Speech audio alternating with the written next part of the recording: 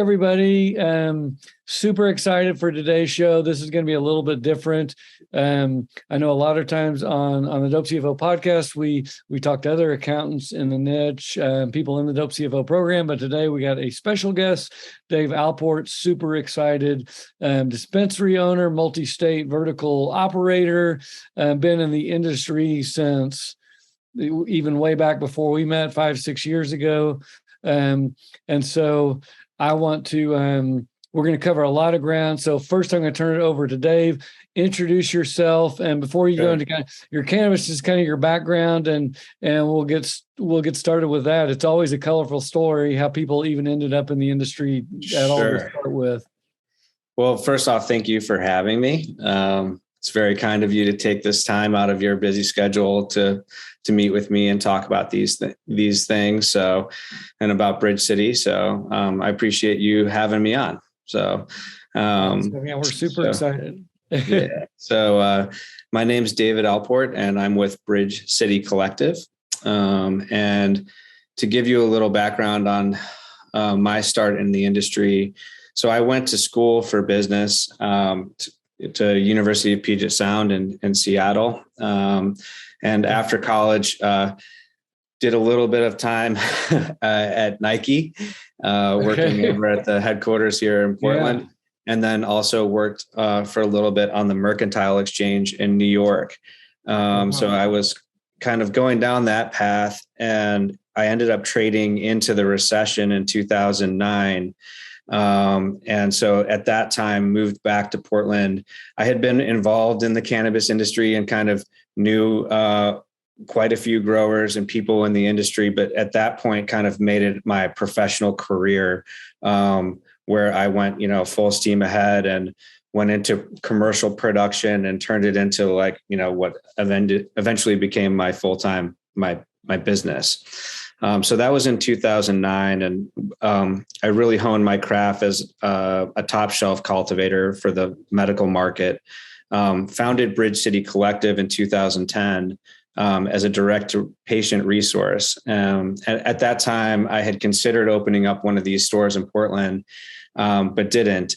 And that building actually sat vacant for 4 more years, which, at which point, we brought on the first licensed framework here in Oregon. So at that time, then opened up a for-profit dispensary, Bridge City Collective in the Southeast, and then another one in North Portland. So was that 2013?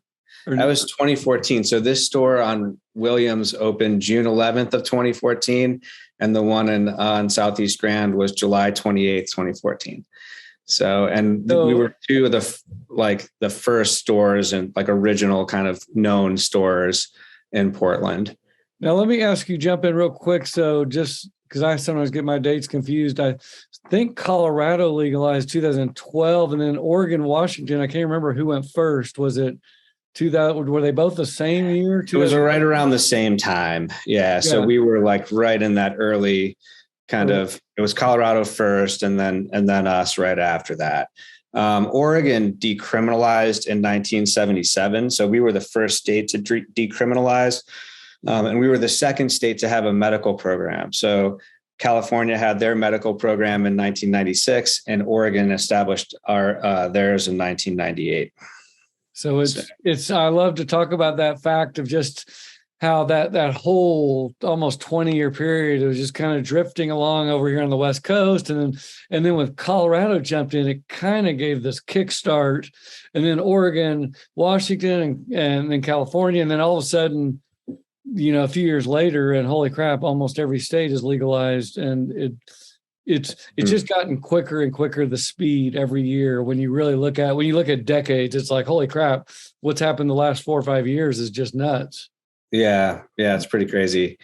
And we're constantly learning, even Oregon now today is learning from what the newer states are doing and vice versa. So it's a large national experiment that's taking place at the state level. So it's pretty cool to watch everything unfold. And so you got those two dispensaries up and running, and you've had to deal with, and I tell people on the rules in any state, I was like, oh yeah, they're going to change constantly and evolve, and new politicians come in and new rules. So you've had to see different rules come and go. Has it been frustrating to try to even keep up with all those rules here in Oregon? Yeah, I mean, that's part of just working in the industry, right? Like compliance is really important, and there's constantly evolving regulations and rules and laws. In fact, we're actually pretty involved in trying to help craft those in more business and industry friendly ways. So that's a big part of what Bridge City Collective does here in Oregon and also in other states. So that's important to us to try to contribute and give back. And so just the changing nature of those, it can be cumbersome, but it's just a part of operating. I may detour off some of our questions a little bit. So that's a great question, because I get this question a lot. People in other and newer states, like, how do I get involved with lobbying or legislation? People are like, I know I want to help change. Is there any great solution, or you just get involved with the nonprofit groups that are around? Sure. So what happened for us here in Oregon, and this is a kind of a good blueprint or a good a way to go about it, is, as the industry was beginning here, I started to look at the different trade associations that were forming. And back in 2015, that's when I came across the Oregon Retailers of Cannabis Association and Casey Houlihan. And at that time, there were a few other organizations that were developing, but I really liked Casey. He resonated with me. I could tell he was a down-to-earth guy, and that he was going to be very effective in dealing with regulators and legislators and communicating our message as an industry. So I aligned myself with him and Orca pretty early on, and it kind of developed that relationship over time, and took a board role pretty early on. And now that whole organization has grown up so much, and we're actually merging that organization with OIPA and Farms Inc. to create the Cannabis Industry Alliance of Oregon. And it's even bigger and more powerful today than it's ever been. So that's pretty exciting to see. So I think for someone that's going into a new state, or that's in a newly developing state, they kind of want to assess the landscape first and think about the type of business that they're building and what associations are developing that suit their needs, and then kind of align themselves with those people.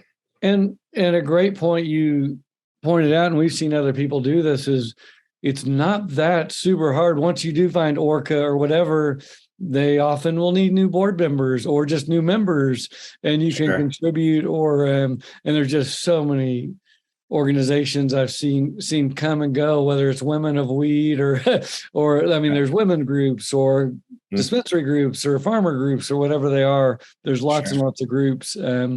Well, sometimes they aren't necessary anymore, right? So the need for a specific trade association might go away. So you see kind of fracturing, and then also consolidation of trade associations in different markets, depending on what the needs of the industry are there. What the needs and the size. And it's funny to see. And it's, we've got one dope CFO in Champaign, Illinois, where it's like a college town. It's kind of like Bend, Oregon, 100, and there's very little cannabis activity there because they're so restrictive there in Illinois still. And so I say, there's opportunities to get involved local on. Why don't we talk first about your trajectory? So you've been in Oregon, super involved, not just running. And I've seen this with Jeremy over here, former client of mine, people that, and I think that's different than some industries, like say, my wife opened a bedding and dishware shop. She didn't go get involved in industry. A lot of people pushing this industry aren't just opening a dispensary. They're getting involved and giving back in the organization. So that's really good. But now you're moving into other states. So tell us kind of how that started and where that is now. I think you're in 7 states now, or? Yeah. So, here in Oregon, we have 2 cultivation sites and 2 dispensaries. And in about 2016, realized that we had a skill set that some of these newer markets were going to need, right? And so trying to figure out where we could, add value. And so at that point, I came across my business partner, who's my main business partner today, Jason Cannabis, and he's from Ohio. And so Ohio, the medical program there was developing. And so we made a push there and applied through 3 separate application processes for all 3 license types for cultivation, processing, and retail. And we were successful in winning those at that time. So I think those licenses came through in 2017, I believe. And so we realized at that point that we were kind of onto something, that was something that we could really develop. And we kept kind of honing in on that skill. Went to more states. We went to Missouri. We were one of 11 companies to win all 3 license types there. We went to Illinois. We've won licenses through the competitive application process for cultivation, processing, transportation, and retail. We were one of 10 companies to win a cultivation license in the Missouri medical round in 2019. And then actually during the pandemic, we purchased our way into Rhode Island and Massachusetts through distressed assets. So that's kind of our current footprint. We will be going into Florida this year. So we're applying there and we're very excited about that. So as far as that trajectory has gone, so I should mention too that Missouri is going to be an outlier. That one is in-state owned and controlled. So underneath this kind of emerging umbrella of Bridge City Collective, Missouri will not be included. But we are, in these kind of state siloed, separate entities in each state with different cap tables and different investors and different teams. And so for that reason, we think we can add a lot of value and have a coherent strategy in executing a roll up. So at some point over the next couple of years, we will be consolidating all of these states into one company and then going to market at some time after federal reform. So either through an IPO or some other go-to-market strategy. Well, sounds like an awesome strategy, and you all are being very successful on the licensing, winning those licenses, which is a huge deal as well. That kind of leads me into my next question. If you're out there thinking about starting a dispensary, and I already know via my wife how hard retail is, just killer. But what are some of the myths around? Like I could even do a 2-part question around owning and running a dispensary, because I know there's a lot of myths. It's not as good as there's ups and downs. And then maybe even we'll do a second part is what's the best, I'll get this for people like Oklahoma or my friends in Texas or wherever. What's the best vertical? Should I go to cultivation or multi-vertical or processing or dispensary? So give us your thoughts on all that, because you've been around and you're involved in all verticals. Sure. So some of the biggest myths surrounding running retail are that everyone's making money, right? It is a very challenging business, and especially in some place like Oregon, where we have, I think, 800 dispensaries right now and a couple hundred more in the pipeline. There's a lot of people that are struggling and that will not make it. And you also kind of hear that from people within the industry, like, cultivators who look at our menu and they see our prices and they say, wow, you guys are making so much money. It seems like you're marking up everything so much. But what they don't understand is that the retail end of the plant touching businesses has the biggest 280E tax burden. So, you know how many dispensaries deal with that. They ignore it and they do it wrong. And then they say they're profitable, but I was like, you're profitable until the IRS shows up, and then you're going to They haven't hired you yet. Yeah. Or they haven't hired a dope CFO yet. Yeah. So, yeah. So that's a great, and I think when we saw too, even the challenges, of course, when you have retail, and we're seeing this, I think this is almost more pandemic related. So like here in Bend, Oregon, I don't care where I go, to Starbucks, McDonald's, the dispensary, the first thing I see is we're hiring, and there's a lot of trouble keeping staffing up. And I don't know if it's just the young people in the world have quit working or what's going on. Normally in recessionary times and inflation, people are looking for jobs, but that doesn't seem to be the issue here. Yeah, it's a challenging time in general, right? Like the pandemic has been tough on us. Just it's worn the staff out. We've had to. It's been people dealing with customers on the front line. Dealing with PPE. If one person has been in contact with someone who's had COVID, then the whole staff, anyone who's been in close proximity to that person is having to take off from work. And so dealing with those challenges has been tough. And then also really with the state of the economy and with inflation, it's a challenging time right now. And you really have to pay people enough for them, to stay excited and also want to work for you and work with you. And so it's, striking that balance can be challenging for sure. Now, do you have any particular end of the vertical of which you think's the best, most lucrative, or like in my mind, like if I go out 10, 15 years, I think of things like, say you make power bars with CBD and THC in them, or you're just a really craft grower, like a craft brewer, and you can really hone in on your brand, as opposed to a dispensary, you might look more like a liquor store 10 years from now. And it's just, what's the nearest one to me? But how do you see that evolving as people get into the different, because some people, I hear this all the time too. Oh, the big players are going to gobble everyone up and there are not going to be any small players. And I don't believe that to be true either. Yeah, I think it really depends on what you're trying to build and what market you're in. Are you going to stay in a specific market, even within a state, or are you going to be trying to build something national or international? And what does that look like? Like, what is your role in that larger framework? And for us, we're a craft cannabis company and producer. We're going to be focusing a lot on developing very niche products and brands. And so we're kind of like a craft beer with, footprints in various markets. We aren't trying to be a commodity type player where we're producing, 1 million square feet in a greenhouse. So for us, that's kind of our strategy. And the vertical for us is really important. The retail is important for us to have that touch point for our customers so that they can interact with the brand.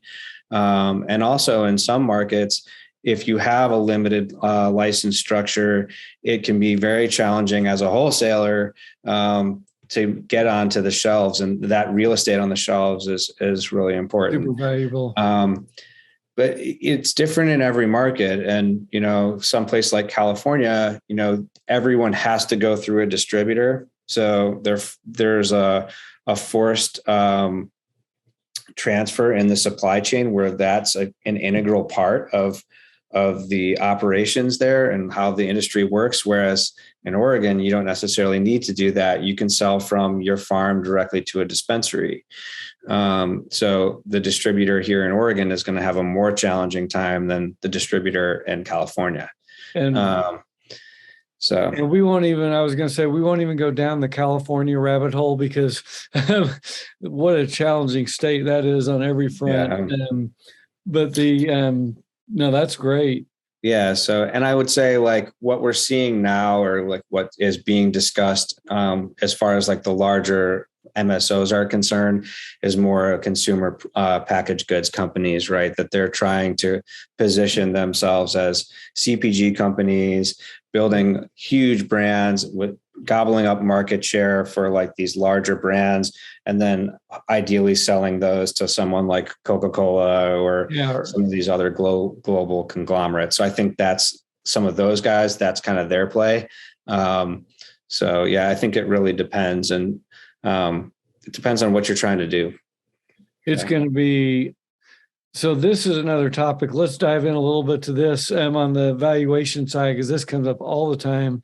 And I think everyone has these different strategies. And I think many of them, whether you're small, big, or whatever, are looking around federal legalization, because then, like you mentioned, Coca-Cola or Merck or Pfizer, Sure. all these huge companies, as well as brand new SPACs or IPOs or whatever, people looking at big exits and strategies. So one thing I tell my community, I say, first of all, there's no answer. People say, well, how do you value a dispensary? What's the multiple of EBITDA or whatever, or revenues? I say, first off, it changes over time. So that's one reflection.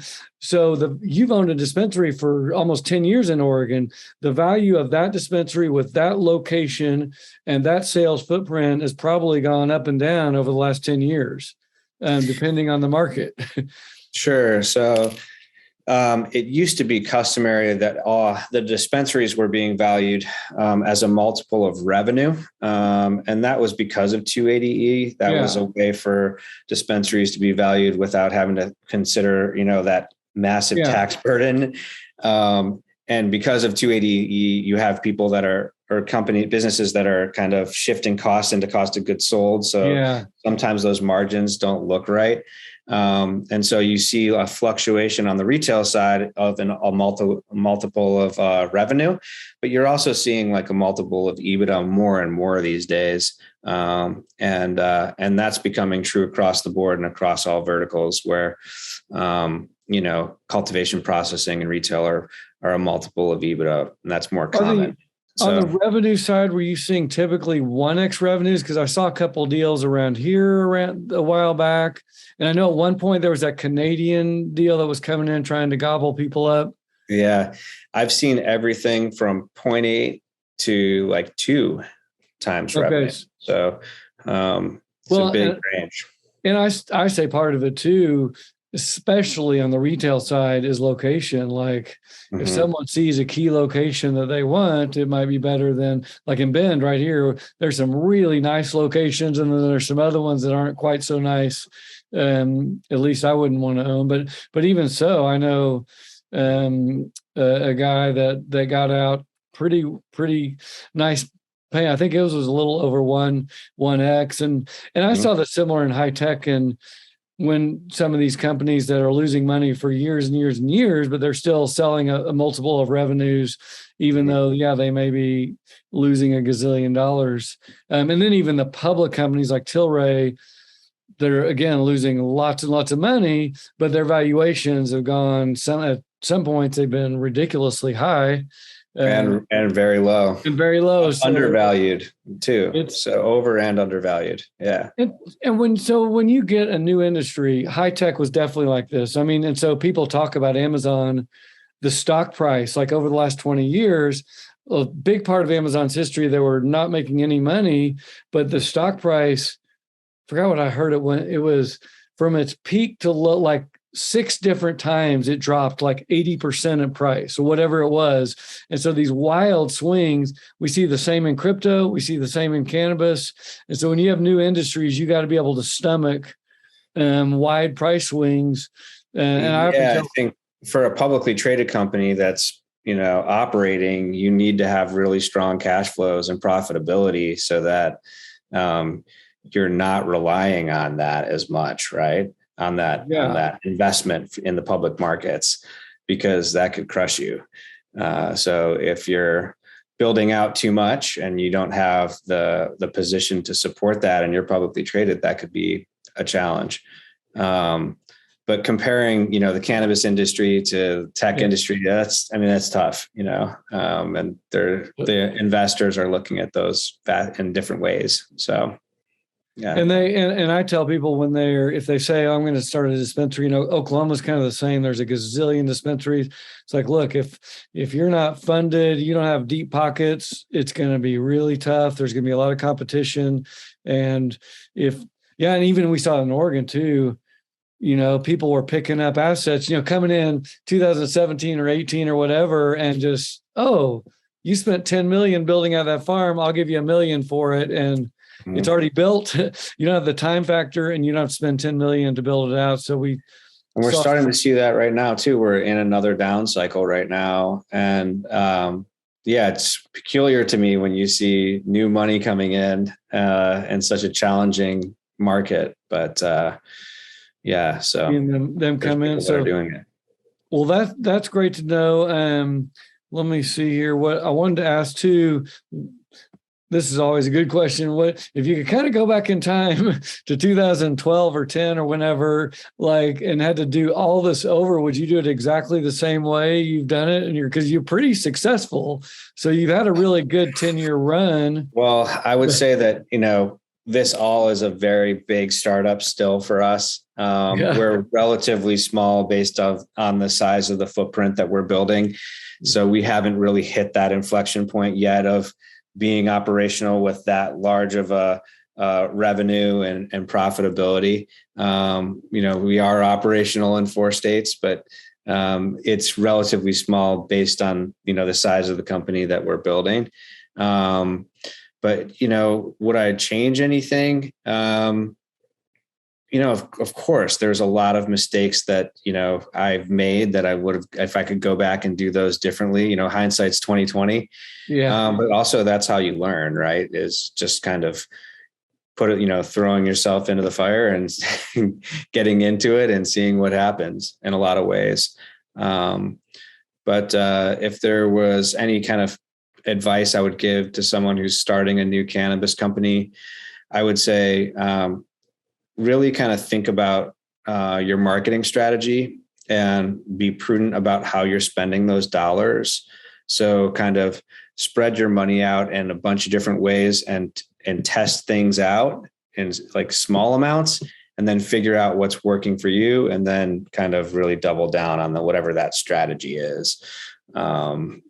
So that sounds like great. And marketing and even distribution and sales, because even when I came in kind of late over to Hi-Fi, when I got originally involved, they had some really great things going for them. They were pretty well funded, but underfunded, in my opinion, and that actually came to kind of bring them down. But one key and I've seen this not just in their model, but many financial models, it's especially in the cultivation side.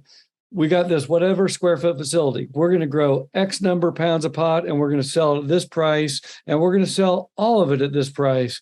And there may be, I remember in 2017 going in as like, oh yeah, we've got pot but we can't even sell it at any price. Nobody wants it, or there's too much. And so you got to make darn sure it's not just simple math. It's not like you're producing natural gas. Like when I was back in Oklahoma and like, oh yeah, here's the price of gas, and we'll produce it. It's trickier than that. You've got to make sure that the people actually want your product. Yeah, absolutely. Yeah, that can be a challenge for sure. And that's different in every market, right? That's why, some limited license markets are attractive to people and businesses. And I think that's one lesson we're learning still here in Oregon, is that some kind of a controlled market is probably a good idea. That if everyone wants this to be an opportunity for independent business owners, like having the free market is actually harmful to those people. That the only people that are really going to win in an oversaturated market are the larger companies. Larger people who can fund it. Yeah. So do you have any particular state that is your absolute favorite? Like, oh, that state's actually doing it right. Yeah. So every state's so different. And I think it's the states that are striking a balance with enough licenses that it's got some diversity to it, but not so many licenses where it becomes more challenging for everyone to operate. I think Illinois has done a really good job. They're going to cap their dispensary licenses at 500. So that seems like a good market.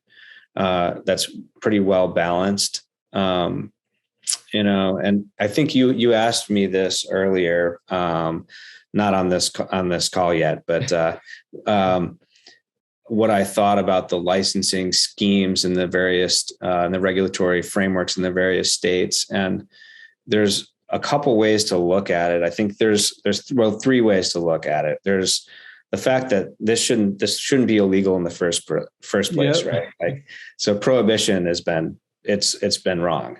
Yeah. So any state that's decriminalizing is doing the right thing there.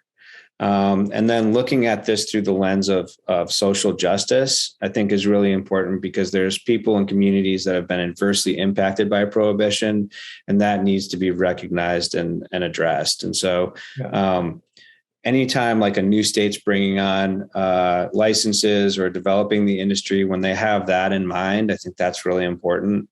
And then again, just having the right balance of licenses and licensed canopy, Yeah.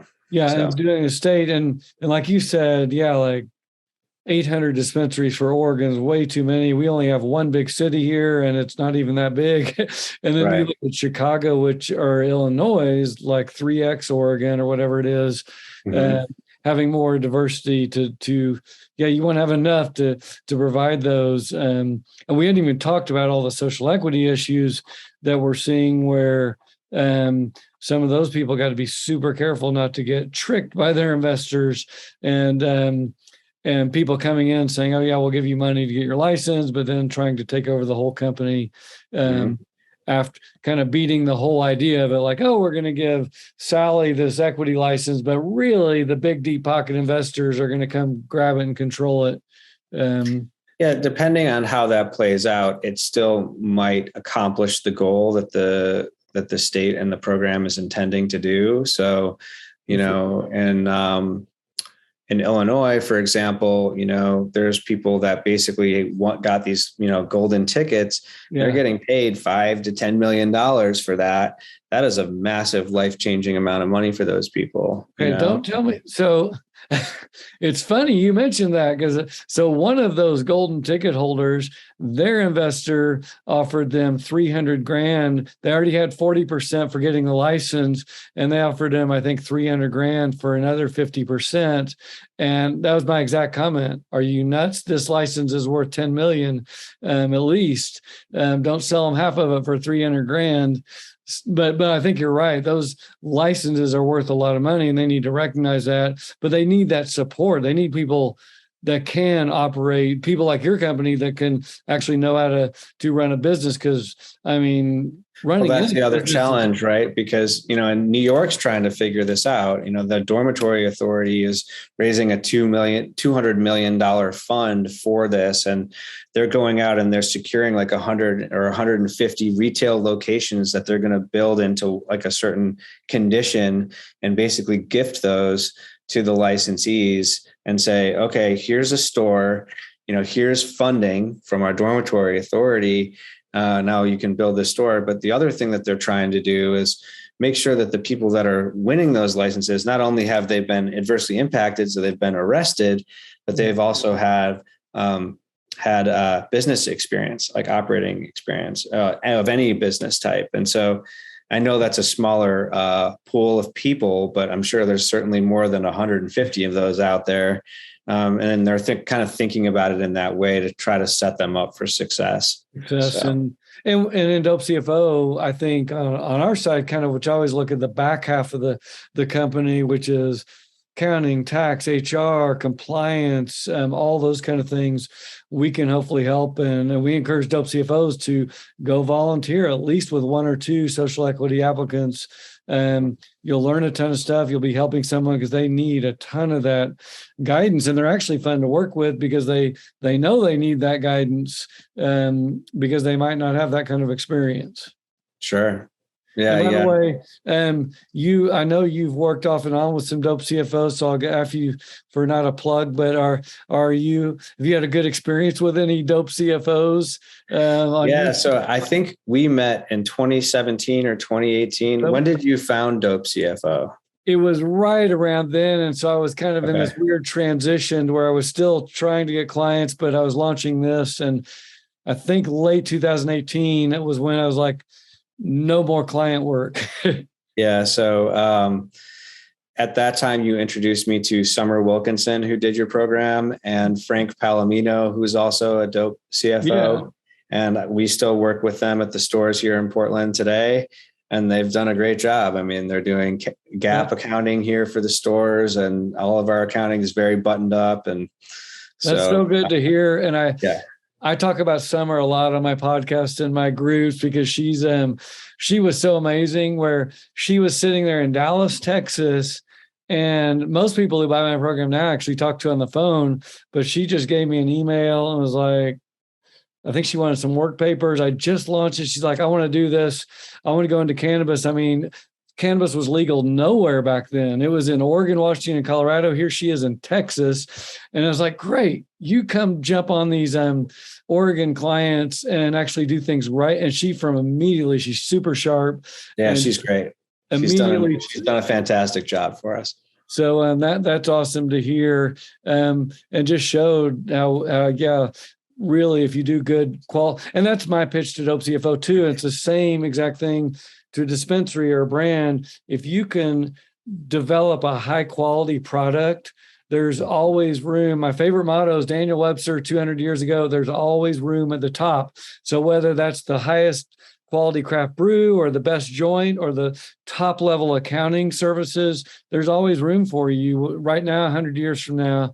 And so that's the market we want to serve as well. This has been an awesome podcast. I'm sure we may have to do a follow-up at some point because people are going to be like, ask me, well, does that mean I can get 3x revenues for my dispensary? We'll see what people say, but I want to tell us kind of where people can find you the best way and your companies, because I know you're all over in all these states as well, but you're still headquartered in Portland. Sure. So Bridge City Collective will ultimately be our corporate identity as we evolve as a company. But right now it's pretty small if you're looking at us, just on Google or something. But that would be the main place to find us is Bridge City Collective. Well, awesome. And we'll put all this in the show notes as well, and maybe do a follow-up, but it's going to be fun. It's already been fun. Like I told people, like I hadn't been to an Orca event in quite a while, and I saw you and Jeremy and Julia was there, and it's fun to see people's progress. And, I fully expect you guys someday you'll be billionaires. I'll be like, new day, new day. maybe not that much money, but, hopefully we'll have some success and we can build something that's meaningful along the way where we can really build something that we're giving back to communities. And that's, a responsible business. So we're excited. That's a great note to end on, because that is the number one thing I've liked about this industry. The founders are mostly active, pushing the movement for the best reasons, for social justice and all that. Yes, you want to make money and do well, but it's just such a great industry, whether you look at it from the medical side or decriminalization or whatever. And that makes it fun to be a part of. Absolutely.